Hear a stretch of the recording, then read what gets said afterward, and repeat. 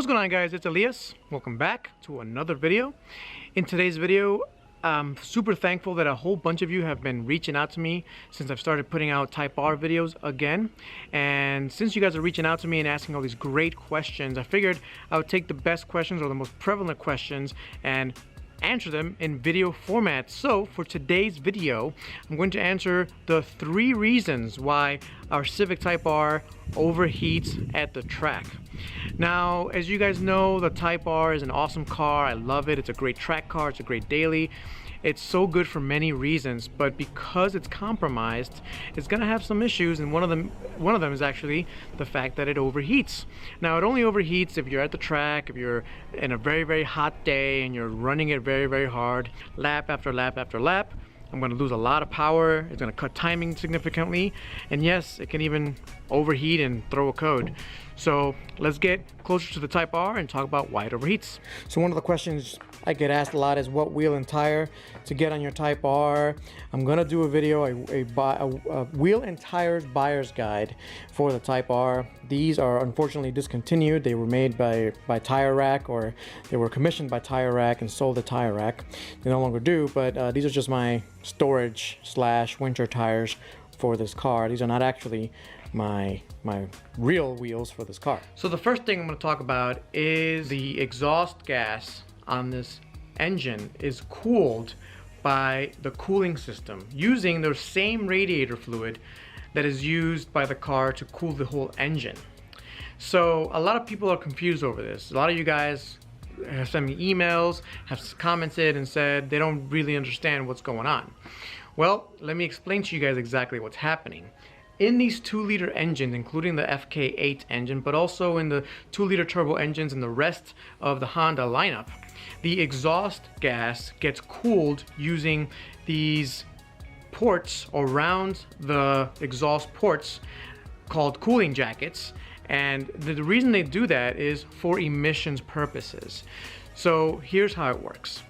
So in order to explain what a water-cooled manifold really is, I mean, it's kind of hard to see, but it's kind of right there. Let's go take a look at a car that you can actually see the manifolds and they're exposed. Right, so here we have my Honda Prelude. If you want to know more about this car, I'll put a link in the description to a playlist of this very car. What we're here to look at is the exhaust manifold, because in the Type R is extremely different. In the old school engines, you would have the block right there. Right in there is you could take a peek inside the cylinder. But the main thing about this is that these are exposed out here, and so as soon as the combustion happens, it goes in here, goes out through here, gets dumped out here. This is the hottest part of the engine, right up there. So because it's all out here, it's not necessarily affecting the engine. Sure, the heat is right up there, but honestly, it's okay. Now, in newer engines, the exhaust manifold is actually integrated in the block. So all you see is one port of where the exhaust comes out of, one little hole, because the rest of it is integrated. And the reason they do that is to use water jackets. So imagine I take a whole bunch of these pipes. Let's just imagine that they're completely heat proof. And let's imagine that I wrapped all of these pipes with radiator hoses, right? So if we imagine that, we'll know exactly what's happening in the Type R. The radiator is being used to cool off the exhaust. So why do they do that? Well, few reasons, mainly emissions. When you turn your car on, it takes a little bit of time to warm up. If you're running coolant through the exhaust ports, the exhaust manifold of your car, it heats up much quicker, and an engine that heats up much quicker has a lot less emissions coming out of it. So that's the first reason. Second reason is fuel economy. In order to save the catalytic converter, in order to actually make it run right, you have to make sure it's in between a kind of a parameter of temperature. One of the problems is if you're running the engine very hard, very hot, it could actually overheat the catalytic converter.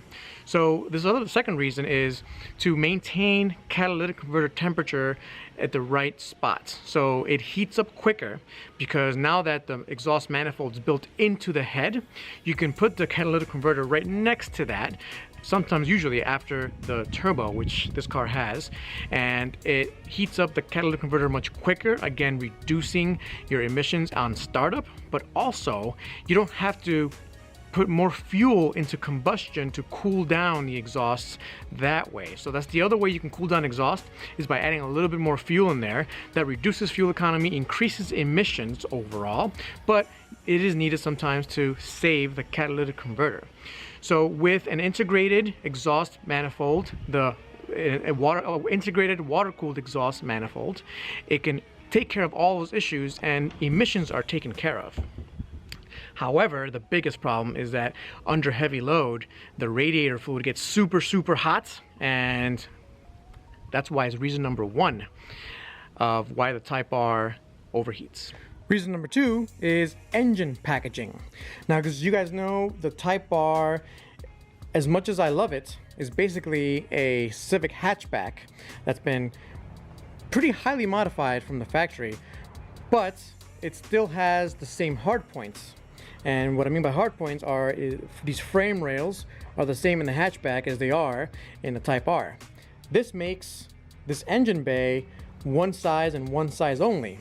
Now in the hatchback it's a 1.5T, it's a much more compact engine. In this Type R it's a 2.0T. As you can see, packaging is quite tight in here, and that's reason number two why this thing overheats so much. Taking a close look here, right in this frame you can see radiators right here. Right in front of that is the AC condenser, so that's already blocking airflow, right? And then you basically got, I don't know, 5 inches, if you're lucky, 4 to 5 inches between the radiator and what is one of the hottest, if not the hottest parts of the car, this turbo with the downpipe. So the downpipe sits right there, and the downpipe has a catalytic converter. If you guys know anything about catalytic converters, they work within a certain temperature range, and it's extremely hot. No matter what, they have to be very hot to work properly. And so a lot of heat is there, and there's a turbo right here, so a ton of heat is right there. So the radiator's right next to where the hottest point of the car is. That's one thing. The next part about packaging is right above the hottest point is the intake tube. Why designers did this, I have no idea. My guess is that the ECU needed a delay between this mass airflow sensor reading and when the air hits the engine. So if you put it here, it's got enough runway to kind of go through everything, and the ECU has enough time to react to the air that's in there. I've dreamt of somehow taking this all out and running the intake runner somewhere else and shortening it, but as I understand, you'd have to change the ECU to a Motec or something and run a different sensor, because the MAF sensor would not be good enough. You need, just why you need that long of a runner. So all of this stuff right here lends it to an extremely hot engine bay, and it's all built up together, and it's very unfortunate, and it's reason number two why this thing heats up so much. Now reason number three may not be quite as obvious as the first two. Reason number three is Honda did not put any auxiliary cooling options for the Type R. What do we mean by auxiliary? Well, there's two options, right? The first option is you can put an extra radiator, and I mean, these fake vent areas, perfect for another radiator, or you can put an oil cooler. This does not have an engine oil cooler, and I think it suffers because of it. Again, these fake vents could have been real vents, and they could have had oil coolers in there.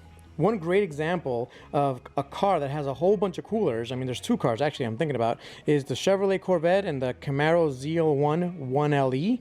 There are vents for it everywhere. There's oil coolers, there's transmission coolers, there are extra radiators, and I think I know why Honda didn't do that. So as you guys know, I own this S2000. I've owned it for quite a long time now. I was not the original owner, I'm the third owner, but I've kept it as original as I possibly could. And it is the epitome, in my opinion. I think it's the best car Honda has ever made, and that's including the NSX. And even if you include the NSX in the list, I think this is better. I'll make another video to cover why. Let me know if you disagree in the comments. But the reason we're looking at it is because it explains why Honda did not put any coolers on this thing. That's because Honda loves its simplicity. It does not want to overcomplicate things. It wants to do the bare minimum amount of work, and it wants to do it with a bare minimum amount of ways that it can brake. And it does that for two reasons. It's efficiency and reliability, right? This car is the epitome of that. It's an inline 4-cylinder, fairly simple, revs sky high, again, fairly simple, no turbos, and it's run rear-wheel drive, which is fairly simple again, and it's quite a simple car, but all of its simplicity add up to a great, legendary car. Back to the Type R, it's the same thing here. Yes, they could have added oil coolers and transmission coolers and different lines and different things, but if you go to the ZL1 forums, if you go to the Corvette forums, a lot of the different forum posts have to do with a lot of those separate coolers leaking. That's right, the more connections you have, the more possibility you have of leaking. And this is already in a very cramped engine bay. Adding more things will add more complexity and will add less reliability, and that's definitely not Honda's way. All right guys, that wraps up this video. I hope you enjoyed it. Thank you for asking those questions. That's the reason why I made the video. If you have any more of those questions, put it down below in the comments. You can follow me on Instagram at FlyinGato, and you could ask me the question there. You can reach me at realflyingato@gmail.com. Happy to answer your questions there as well. Thanks for watching, guys. I'll catch you next time. Peace.